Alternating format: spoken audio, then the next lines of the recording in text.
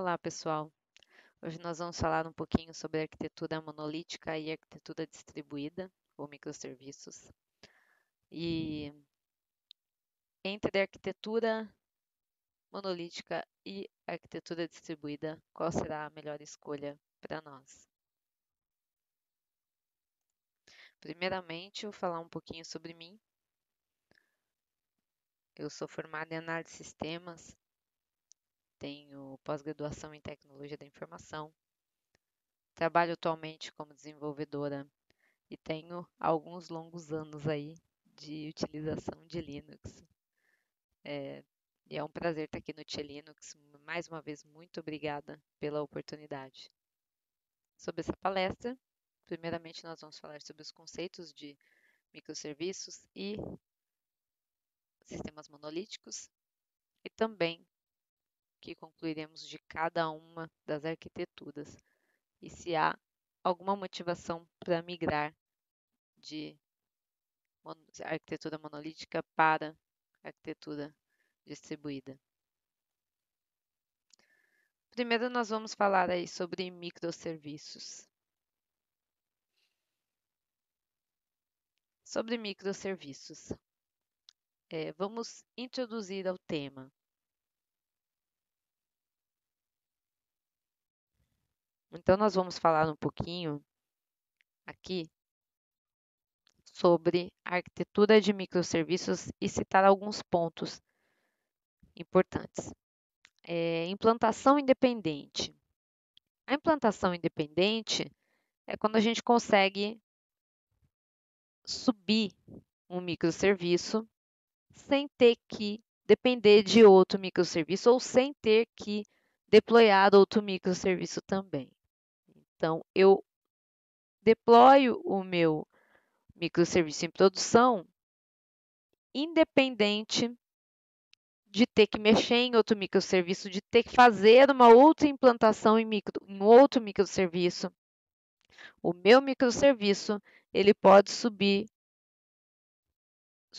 em produção sem que isso altere o funcionamento de outros, sem que isso altere necessariamente, ou que eu precise usar um outro microserviço para isso. A implantação dele é independente. É isso que é legal. É uma ideia muito simples, quando a gente fala assim, mas é uma ideia complexa quanto à execução, de subir todo um microserviço novo, que depende de uma infraestrutura nova, enfim, existe todo uma movimentação para que isso aconteça. Não é assim tão simples quanto a execução. E para garantir essa possibilidade, a gente precisa também ter um baixo acoplamento entre os nossos microserviços. Ou seja, quando eu mexer no microserviço, eu não quero eu não quero ter que mexer em outro microserviço. Eu tenho que concentrar as alterações apenas nesse microserviço. Né? Então, eu não acoplo microserviços um ao outro. E aí vem a questão de deixar que esses microserviços tenham fronteiras muito bem definidas. E como é que a gente define fronteiras entre os microserviços? A gente assina contratos, né, entre um e outro. Então, esse microserviço responde isso, esse aqui responde isso, e nós temos interfaces muito bem definidas, incluindo também a parte de dados que nós vamos falar a seguir.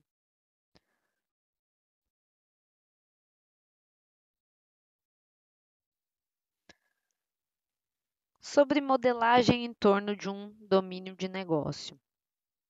A ideia é que a gente concentre o escopo do nosso microserviço em uma parte do nosso negócio, encapsulando uma regra de negócio.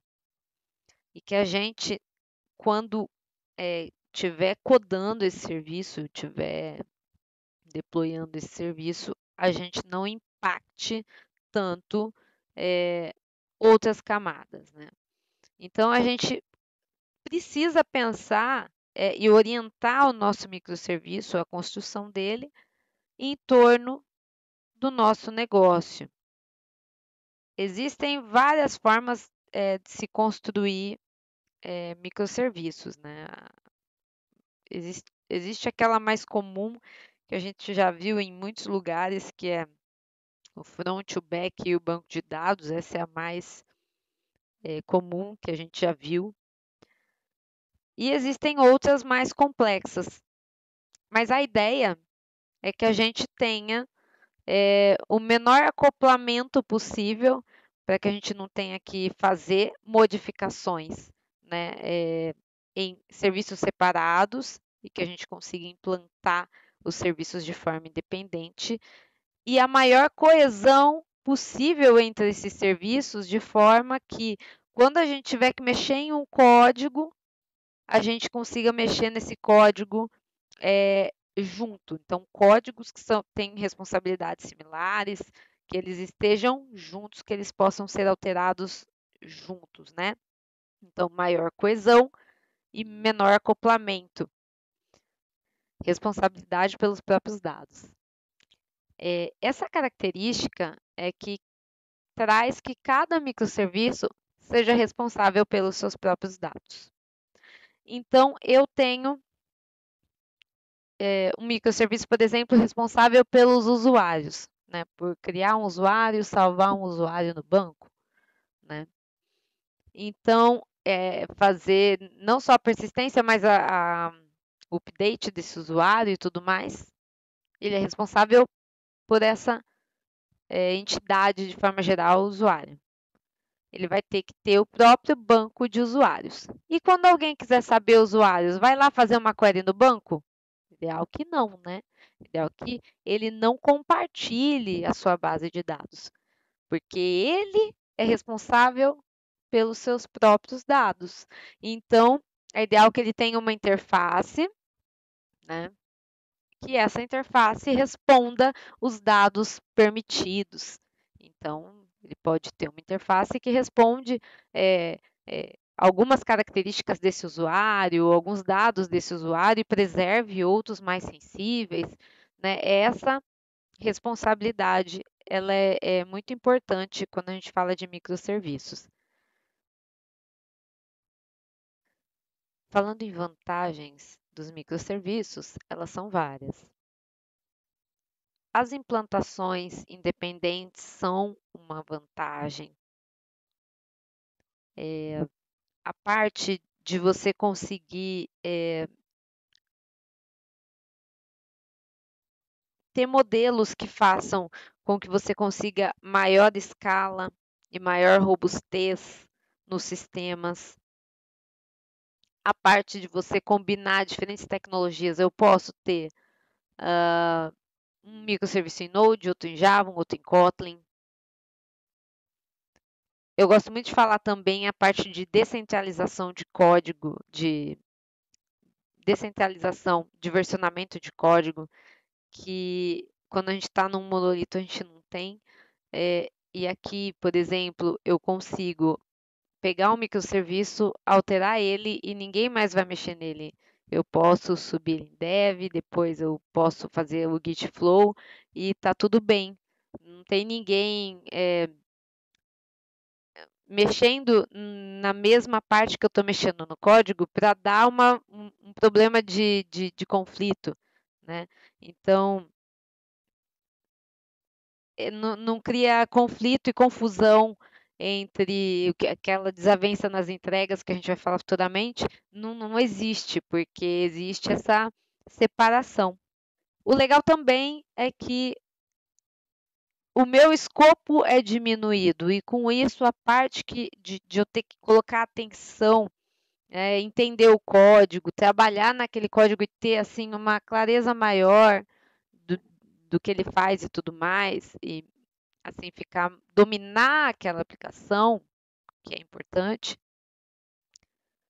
para que ela se torne melhor, se torne mais compreensível, né, e fique mais fácil de ir trabalhando de forma geral, ela também é facilitada porque o escopo é pequeno, né? Nós estamos falando de um microserviço, então são microserviços com alguns endpoints. E aí, o que esses endpoints fazem? A gente já sabe, a gente consegue dominar com mais rapidez, né? Dá para a gente fazer uma implantação independente? Ah, aqui eu vou usar Git Actions, aqui eu estou com vontade de usar uma outra plataforma, Azure DevOps, sei lá, por exemplo. Eu consigo ter o Uno Jenkins, eu consigo ter várias plataformas utilizando diferentes tecnologias, é, de várias formas. Cada time quer fazer o seu? Faz, não tem problema, porque isso não impacta. Cada serviço ele é independente. O que importa é isso realmente estar funcionando, né? Estar disponível, né? Estar em pleno funcionamento. Agora falar um pouquinho sobre os problemas criados pelos microserviços. Os microserviços, eles não trazem só vantagens, eles vêm também com alguns probleminhas. A gente sabe que microserviços, a arquitetura distribuída, ela está distribuída em várias máquinas, os serviços estão em várias máquinas, comunicando através de uma rede. Por óbvio que essa comunicação não é instantânea, existe uma latência. E essa latência, ela tende a ser bem maior da latência que ocorre dentro dos monolitos, que, por óbvio, também estão dentro de um único processo ali. Então, lidar com essa latência é um problema. E a gente também tem que lidar com o imprevisível comportamento dos sistemas. Então, a latência pode variar, o comportamento também pode variar, pode se tornar imprevisível. Enfim, as redes podem falhar, os pacotes se perdem, né? Os cabos de rede são desconectados, enfim, problemas acontecem. E nós não temos domínio de todas as máquinas. Nós não sabemos se um computador morreu, né? Nós não sabemos. Não tem como saber. Problemas vão acontecer. Coisas que a gente não enfrenta quando a gente está falando de arquitetura monolítica, que a gente vai falar um pouquinho para frente, a gente vai enfrentar aqui com microserviços. A complexidade também das transações pode aumentar. Existe um problema com segurança, né? Porque essa segurança tem que ser garantida. Então, às vezes, a gente abre mão de algumas coisas para conseguir ter segurança e nem sempre existe um bom custo-benefício. A gente tem que entender, por final de tudo, assim, falando bem por cima, que quando a gente está falando de sistema distribuído, a chamada de rede, ela, em algum momento, ela vai falhar. Não tem como, é impossível, sabe? E os serviços que a gente está dependendo deles, eles podem ficar offline, eles podem desaparecer. O contrato, pode haver mudança de contrato de forma imprevisível. Isso já aconteceu onde eu trabalhava. É, assim, desesperador, mas acontece. São coisas que a gente não prevê. A gente nós temos o nosso domínio e a gente não está no domínio dos outros. E aí os outros times, eles estão trabalhando no domínio deles e às vezes eles podem fazer mudanças inesperadas. A infra deles pode sofrer algum problema. Então, quando a gente está trabalhando com microserviços, não dá para controlar tudo. A gente não tem domínio, realmente é muito complexo. Fora também que a aplicação do outro pode começar a se comportar de uma forma estranha também. Coisas estranhas acontecem, simplesmente. Tinha um amigo meu que trabalhou comigo, que ele falava assim, a gente trabalha com TI, mas é um pouco de sorte, né, também. É meio místico. E trabalhávamos com microserviços, né, já. Então, assim, isso acontece, realmente é um pouco estranho, nós não temos domínio e tem que se habituar com isso. Tem que se habituar a fazer realmente o monitoramento das apps, a entender, meu, tá tudo certo, tá, tá tudo ok, elas estão de pé, como que tá o processamento? Tá recebendo erro? Porque o erro vem de terceiro, o erro vem de um outro microserviço que não é o nosso, né? Mas pode crashar a nossa aplicação. Então, assim, essa questão, ela são vários os problemas que podem acontecer. E quando a gente começa a utilizar, parece que é simples. Ah, nós não estamos vendo ali tanto o problema. Só que conforme vai crescendo essa nossa malha de microserviços, a gente começa a ver muitos problemas e a gente pode ver todos os problemas, inclusive, tá? Eles podem ser uma péssima ideia, dependendo do que a gente quer fazer. E, claro, a gente não pode esquecer dos pontos positivos aqui. Realmente, assim, é, é de se pensar e aí coloca aqui na nossa cabeça um, já um ponto de interrogação. Por que que nós vamos utilizar, então? Qual que seria a nossa motivação? E a gente leva isso até o final da palestra, que a gente vai falar um pouquinho sobre essa motivação, certo? Interface de usuário. Simplesmente assim, muita gente fala que microserviços, vamos separar só o server-side. Só que não é bem por aí. A camada de usuário, ali de interface, também é legal ser separada, né? Cada interface se comunica com o seu serviço. E então, hoje já existe o microfront, está bem popular no mercado, e cada microserviço, microfrontends, deve se comunicar com o seu microserviço correspondente. Tecnologia livre, a gente já comentou, é uma das principais vantagens, né? Posso ter um serviço em Kotlin, outro em Go. É claro que a gente tem que escolher com sabedoria as tecnologias que a gente vai usar, né? Qual é o provider que eu vou usar, onde que eu vou subir isso aqui, onde que eu vou fazer esse ICD. Tudo isso eu consigo fazer por microserviço. Ele realmente ele é um domínio, deve ser, né? Um domínio independente. Tamanho. Tamanho de microserviço. Mas esse serviço é muito grande, esse é muito pequeno. É assim, a gente não tem que se focar muito nessa parte de tamanho. O legal é que o microserviço ele seja dentro do nosso domínio de negócio o menor escopo possível. Então, não importa se ele tem 50 linhas, 100 linhas, 200 linhas. Essa questão de tamanho não é importante nesse ponto. O importante mesmo é o alcance dele dentro do nosso domínio. E ele tem que ser o menor possível.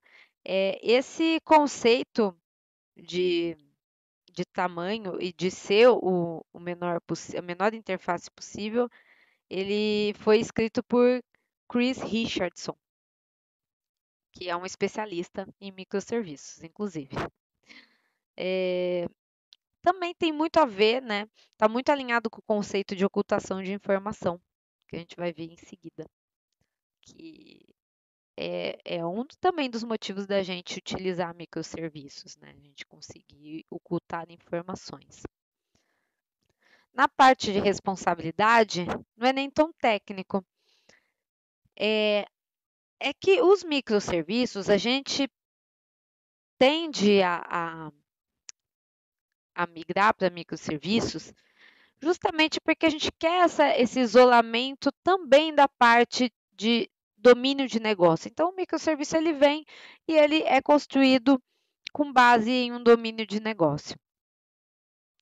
As empresas tradicionais, elas têm muito aquela coisa de a área de negócio tá de um lado e a equipe técnica tá de outro, né? Então a gente tem os donos e esse dono aqui, que é o dono do produto, né? Ele se comunica com o cliente e também se comunica com a liderança técnica e com uma gerência, um product owner, alguma coisa, alguém que está responsável por se comunicar com a equipe técnica. Então existe esse leve trás, né? E isso pode prejudicar um pouco, pode dar uma confusão no desenvolvimento do produto como um todo. Hoje em dia já existem times, existem empresas que estão misturando, já fazendo um time único, né? O time que é área de negócio e também é equipe técnica, onde existe uma fusão dos dois lados. Os dois lados se comunicam, né? Os donos do produto, eles estão ali juntos com a equipe técnica, fazendo com que esse domínio de negócio fique bem claro. A gente consegue ter um produto, um microserviço mais definido, regras mais claras. Tudo isso facilita, centraliza a responsabilidade, melhora a entrega, melhora o suporte, estabelece melhor as fronteiras, enfim. Então, essa parte de responsabilidade, ela é mais para elucidar, que acaba sendo meio que uma dependência do microserviço, para que seja bem produzido, né, o, o serviço, existe esse compartilhamento entre equipes, porque minimiza aquilo que a gente vai falar na frente, que é a desavença nas entregas, que é algo que acontece lá na arquitetura monolítica que a gente vai tratar. Então, isso minimiza, tá? Vamos à frente. Agora a gente vai falar um pouquinho sobre o grande monolito, né? O pessoal às vezes apelida carinhosamente de um monolitinho, e todo time que está migrando para microserviços ou que está em uma empresa que passou por essa migração sempre tem assim, aquele ali é um monolitinho, a gente ainda cuida, enfim. A arquitetura monolítica, vamos falar um pouquinho sobre ela, dar um overview, passar um pouco para a gente entender por fim a diferença entre as duas arquiteturas. Sobre o monolito. O monolito, basicamente, ele é um processo único.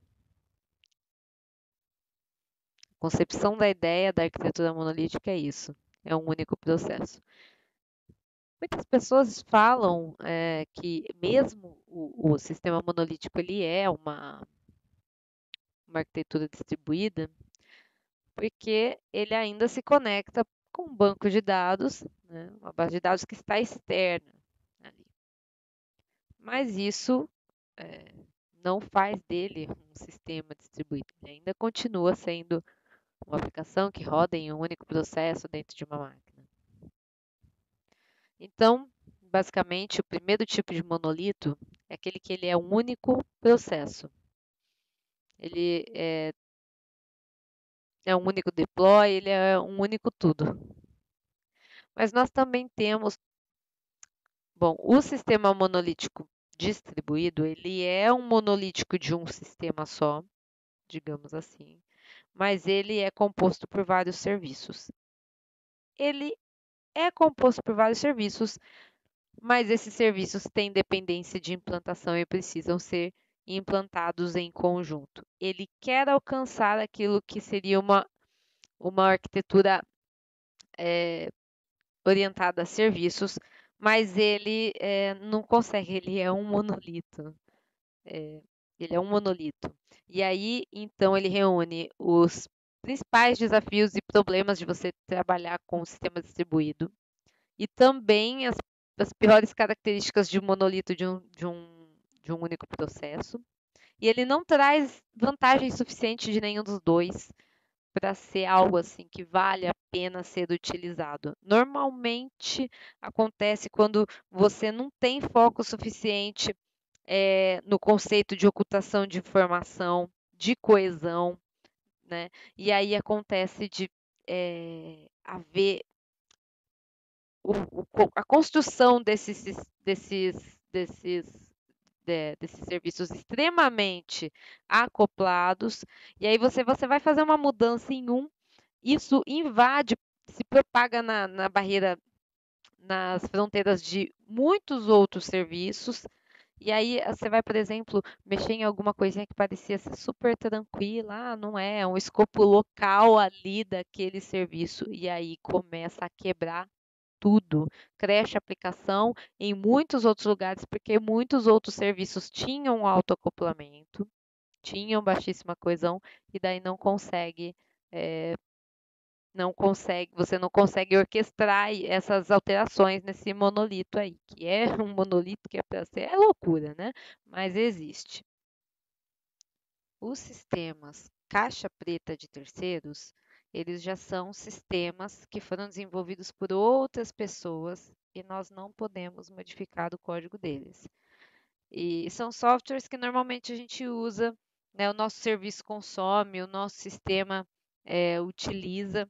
Nós não conseguimos alterá-los, mas quando você está num momento em que você quer migrar o seu monolito para microserviço, por exemplo, você quer decompor, você tem interesse de decompor aquele software de terceiro como se fosse um serviço, né? Como se fosse ele parte da migração.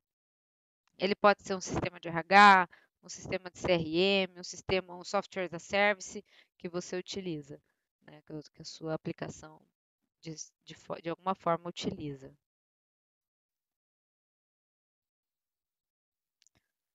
Desafios dos sistemas monolíticos. Quais são os principais desafios? Independente se for um sistema monolítico modular, um monolítico distribuído, de processo único, o acoplamento ele é um perigo que sempre vai existir quando a gente fala de arquitetura monolítica. Ele vai sempre ter algum acoplamento, pode ser de implementação, pode ser de implantação ou outros tipos. Também tem uma questão assim que eu acho que é super complicada da arquitetura monolítica, que é a centralização do versionamento de código. Está tudo ali, no mesmo repositório, né? Então, a equipe A começou a mexer, a equipe B começou a mexer, de repente houve alteração nas mesmas linhas, conflito, problema, né? Porque conforme a tua estrutura cresce, os times vão crescendo e precisa uma pessoa mexer aqui, mexe na mesma parte, começa uma a atrapalhar a outra, né?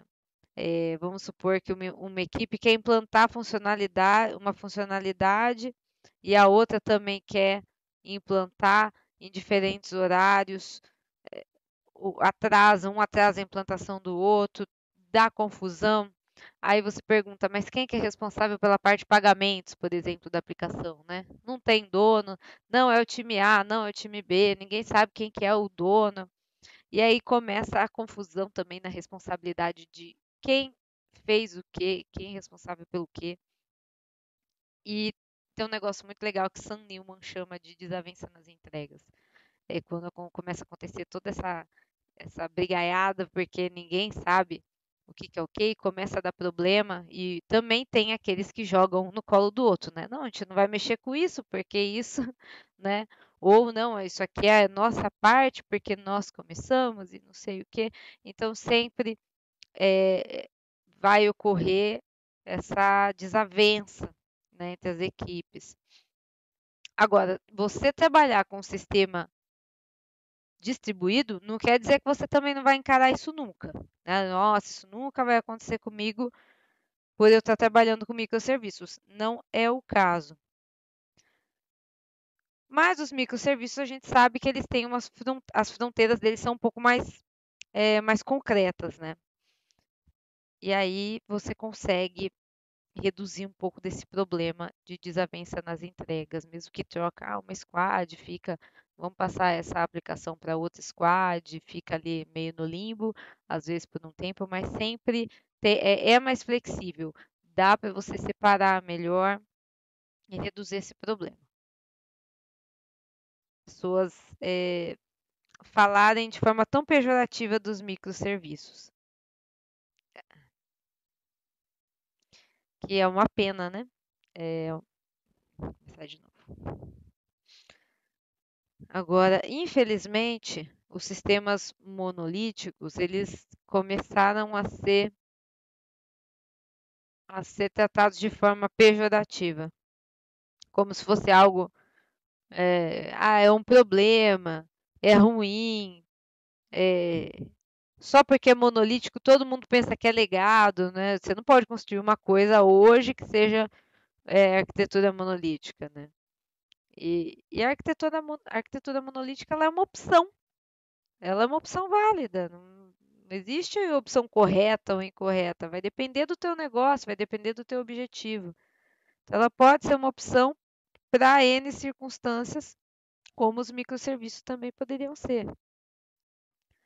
Mas, apesar de tudo que a gente falou, ela ainda é uma opção, né? Existem as desvantagens, mas ainda é uma opção. E a gente não pode cair na armadilha de ficar denegrindo, tudo, o sistema monolítico é ruim, é legado, não é uma opção, tudo tem que ser microserviço, porque o pessoal trata microserviço como bala de prata. Né? Taca microserviço que pronto, está resolvido o problema, a solução do negócio está feita quando as coisas não são dessa forma. A gente tem que ter coerência na hora de escolher arquitetura de acordo com o nosso negócio. A arquitetura, ela é normalmente ela é um retrato do que o seu negócio tem que ser. Sobre acoplamento e coesão, de uma forma bem breve, o acoplamento, ele diz respeito a uma alteração que a gente vai fazer em um local, numa parte do nosso código, e essa alteração que nós fazemos aqui exige que também seja feita alteração em outro lugar. Então, eu não consigo mudar num lugar só. Os lugares que eu tenho que mudar estão amarrados, um acoplado ao outro. Se eu mudo em um lugar, não tem como eu mudar no outro. Quando eu tenho isso, eu tenho acoplamento acontecendo. A coesão é a forma como nós agrupamos o código. Então, basicamente, se eu quero ter coesão, eu preciso que quando eu alterar um código, ele esteja próximo do outro que eu vou ter que alterar. Porque se eu tenho que alterar os dois em conjunto, então que um esteja próximo do outro. Então, quando a gente vai alterar, por exemplo, pagamentos, e aí tem lá, sei lá, alguma coisa de nota fiscal. Se um vai impactar no outro, então eu coloco os dois juntos. E quando eu faço alteração nos dois juntos. Eu não tenho que alterar aqui para depois alterar aqui e criar uma dependência entre eles. Não, é fácil. Eles têm coesão. A coesão, eles estão próximos o suficiente para serem alterados de forma tranquila, fácil. A ocultação de informações, ela já está mais relacionada mesmo ao acoplamento. Quando a gente oculta as informações, a gente está visando separar as partes do código que mudam frequentemente daquelas partes que são mais estáticas. Então, o que a gente pensa? Que quanto mais essa barreira entre os módulos for estável, então mais ele oculta a parte de implementação que a gente quer mudar com frequência e separa para que haja menos acoplamento. Então, qual que é a ideia? Basicamente é que as alterações que a gente faz internamente no módulo, a gente faz com segurança e a gente mantém essa barreira, né? A gente mantém essa barreira, então encapsula aqui dentro, né, o que a gente muda com frequência e mantém essa barreira de fora, essa barreira para fora, de forma estática, ou seja, sempre para fora a mesma coisa, não muda. Aqui dentro eu posso mudar, aqui fora eu não mudo. Isso diminui o acoplamento na nossa aplicação. Por isso que é importante sempre pensar em ocultar informações.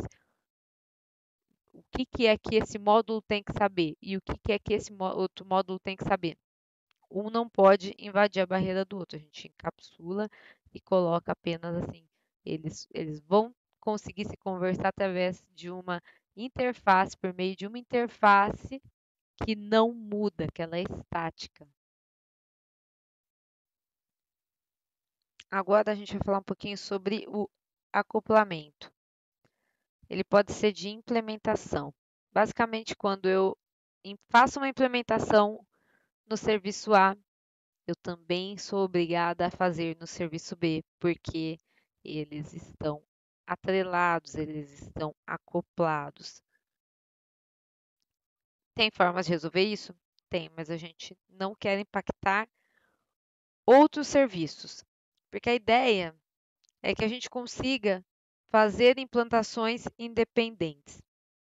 Daí vem o conceito de ocultação de informação, ele é muito importante, porque quando a gente pensa em ocultar informação, a gente já está pensando em definir uma fronteira para os nossos serviços, para que um não fique invadindo o do outro na questão de implementação, né? Na questão do desenvolvimento.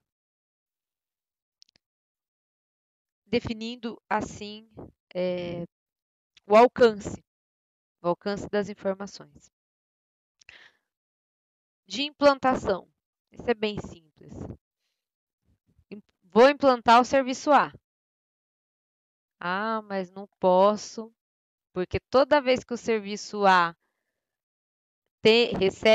tem uma implantação nova para ele, ele tem que atualizar alguma coisa lá dentro, seja alguma coisa dentro do repositório, alguma coisa que nós não sabemos, que é um acoplamento com o serviço B, que o serviço B tem que ser também deployado. Não fez alteração nenhuma nele, mas tem que ser deployado. E isso é uma dependência de implantação. Mesmo que eles não tenham tido implementação conjunta, a dependência, o acoplamento, no caso de implementação, eles vão ter de implantação. Eles têm que ser implantados juntos, não importa o que aconteça. O acoplamento temporal, ele é aquela dependência de tempo mesmo que um serviço tem do outro.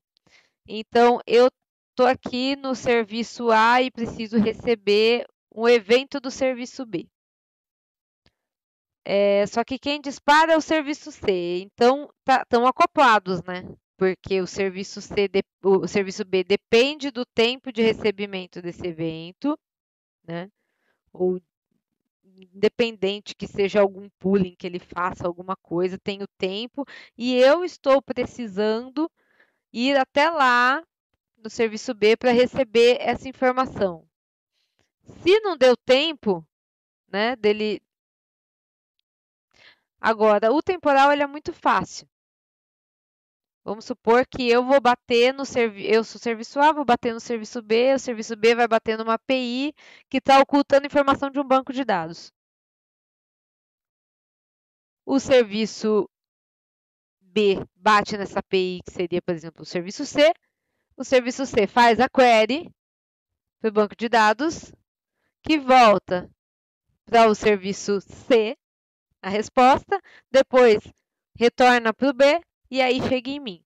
Esse tempo que demorou entre o meu serviço e o serviço C lá na frente, que vai fazer a query no banco, esse tempo é o meu acoplamento temporal.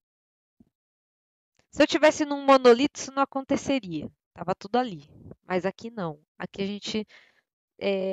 gente cria microserviços, a gente quer independência, a gente quer baixo acoplamento, a gente quer alta coesão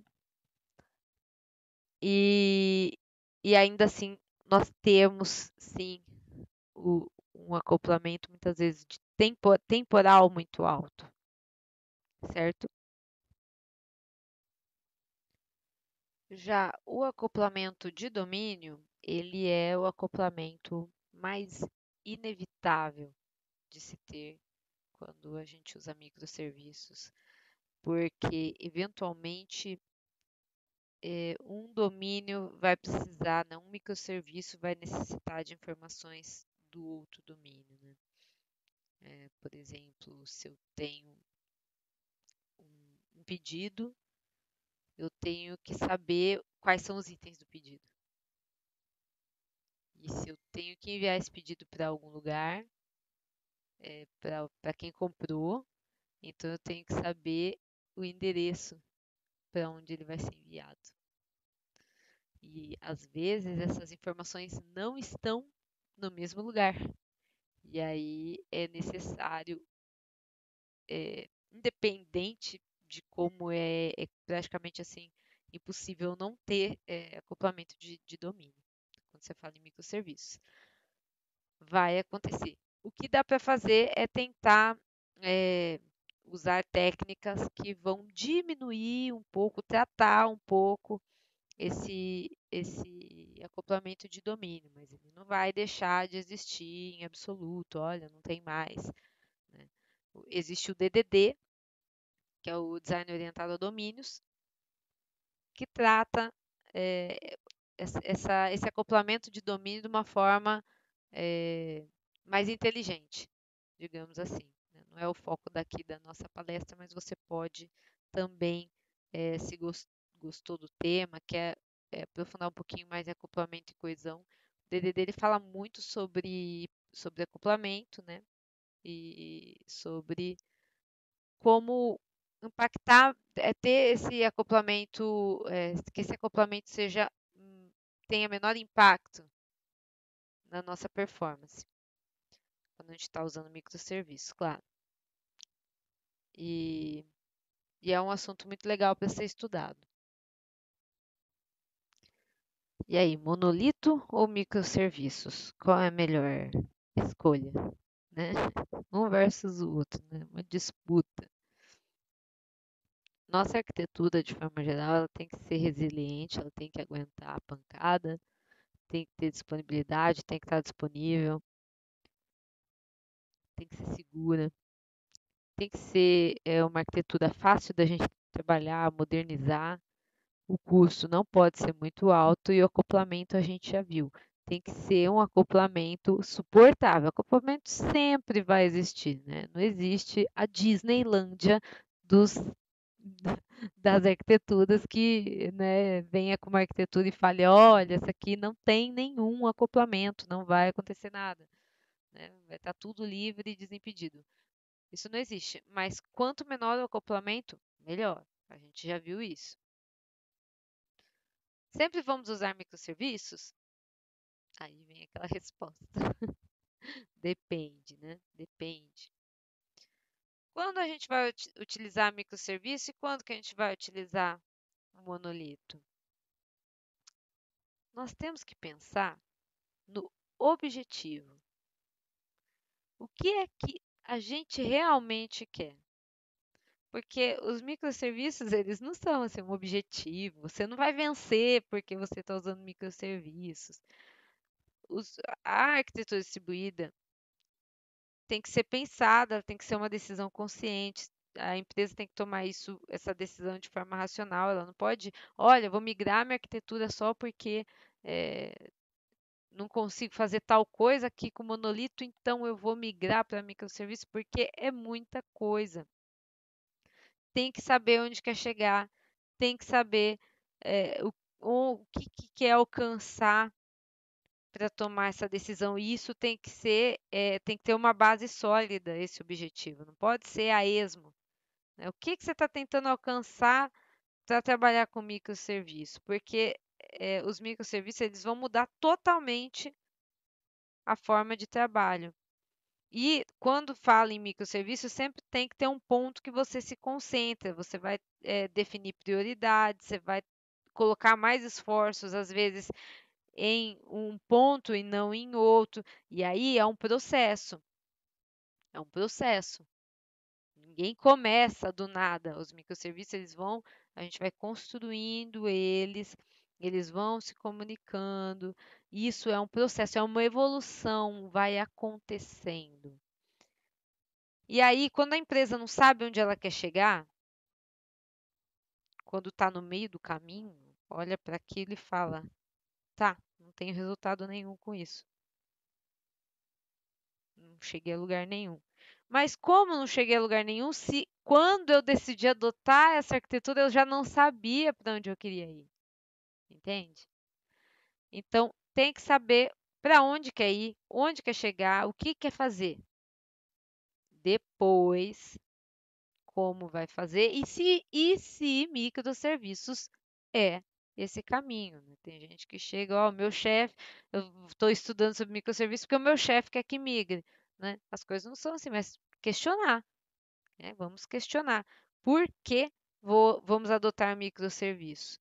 Microserviço vai exigir um investimento alto, tem que ter mais pessoas trabalhando, tem que ter a questão da priorização do trabalho.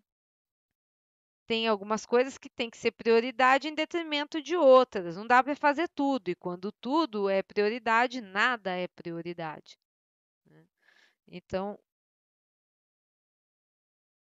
é um processo e é preciso estar muito consciente desse processo para entender as vantagens que vêm nessa transição. Então, você vai começar a adotar uma arquitetura que não sabe para onde está indo, qual o objetivo, e começa a se perder no limbo, e quando olha para aquilo tudo, fala por quê? Por quê? Porque nunca soube o porquê, né, na realidade. E fica buscando o retorno daquele investimento. E nunca vê o retorno desse investimento. Aí a empresa gastou demais, a empresa contratou pessoas, a empresa fez, aconteceu, mas não tinha um objetivo claro para ser alcançado e acabou perdendo todo esse investimento e está lá, né, sem conseguir encontrar a saída desse labirinto. Então, quando é que eu vou usar microserviços? Depende. Depende do seu objetivo. Depende do que você quer. Sam Newman, no seu livro, ele fala sobre 3 perguntas básicas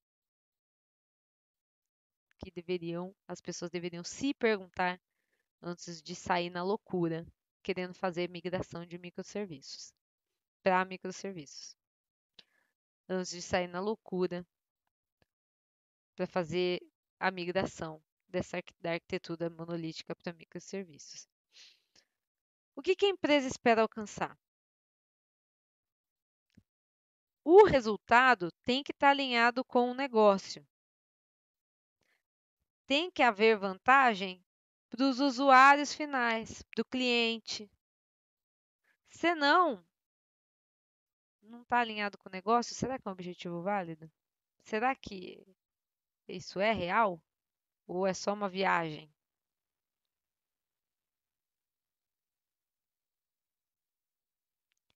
Outra pergunta. Vocês consideram alternativas ao uso do microserviço? Ou seja, se eu não usar microserviços, existe alguma coisa que eu possa usar no lugar? Eu estou fazendo estou tendo esse pensamento, eu estou tendo essa reflexão, porque existem outras maneiras de obter as mesmas vantagens que os microserviços dão. Estão considerando isso ou não?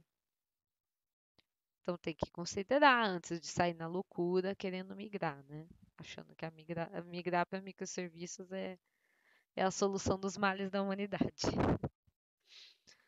E por fim, Como é que vocês vão saber que a transição para microserviços está funcionando? Porque se você sabe onde você quer chegar, então você sabe qual caminho você está trilhando.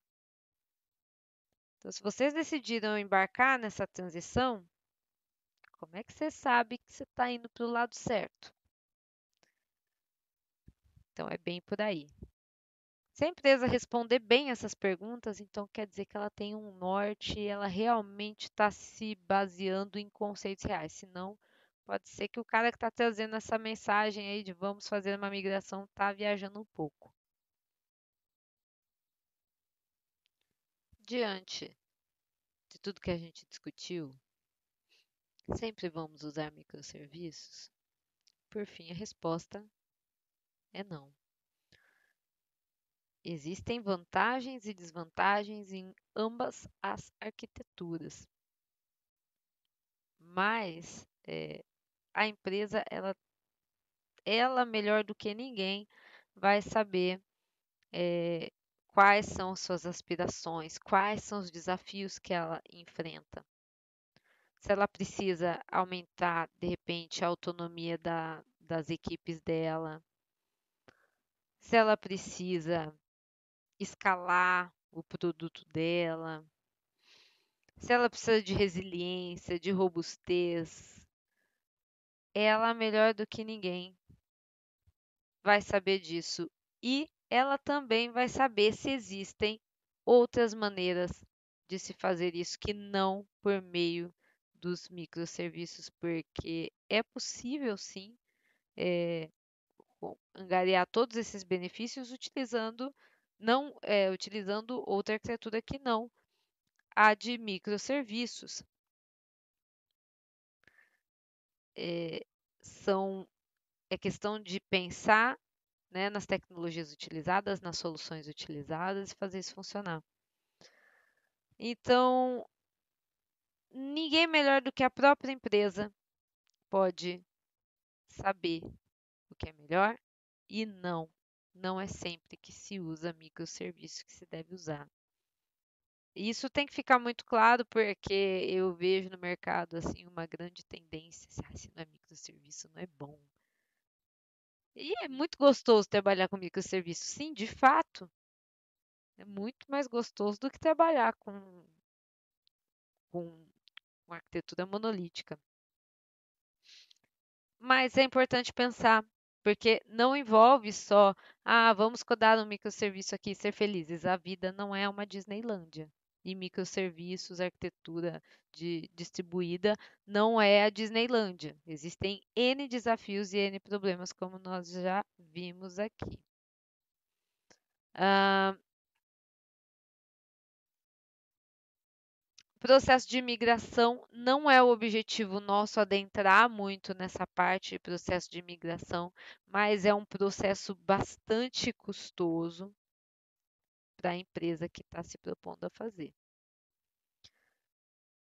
Primeiramente, é importante se desenhar o processo de imigração a partir do produto que já existe e das suas funcionalidades principais. E a gente está falando aí, já entrando naquela parte que a gente comentou de prioridades. Quebrar em partes é muito importante, e aí vem lá do início da palestra que a gente falou sobre essa união entre que a arquitetura distribuída traz, fomenta, essa união entre trabalhar a parte de negócio junto com a parte técnica, junto com a equipe de negócio, junto com a equipe técnica. Porque fazer o discovery de funcionalidade de uma aplicação monolítica, ainda mais se ela for legada, ela vai exigir esse trabalho prévio, esse trabalho dessa equipe conjunta. Definição de prioridades versus definições de negócios. Vai ter um embatezinho, pode acontecer, mas sempre o negócio é que vai